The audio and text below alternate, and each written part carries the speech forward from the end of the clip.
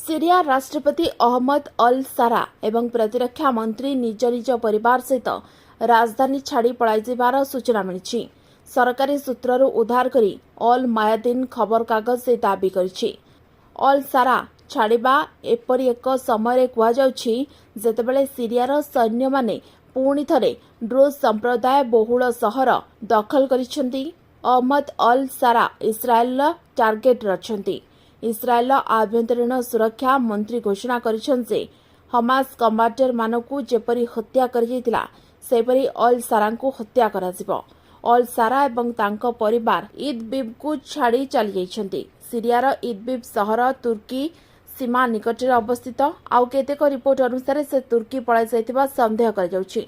तबे प्रतिरक्षा मंत्री कुआडे जाइछंती से संपर्क रे रिपोर्ट रे किछि कुआ जाय नै।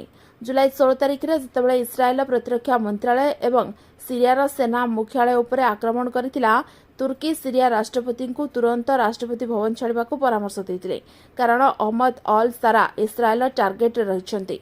इस्राएल आभ्यंतरीण सुरक्षा मंत्री घोषणा करिछन जे हमास कमांडर मानकु जेपरि हत्या कराଯାଇଥିଲା सेपरि अल सारांकु हत्या कराजिबो। इस्राएल सरकार जुलाई 16 तारिख रे अहमद अल सारांक घर निकटरे एक क्षेपणास्त्र आक्रमण मध्य करथिले। Bureau report OT live. अधिक खबर देखिबा ओटी लाइव को सब्सक्राइब करंतु एवं ए खबर को अधिक शेयर करंतु।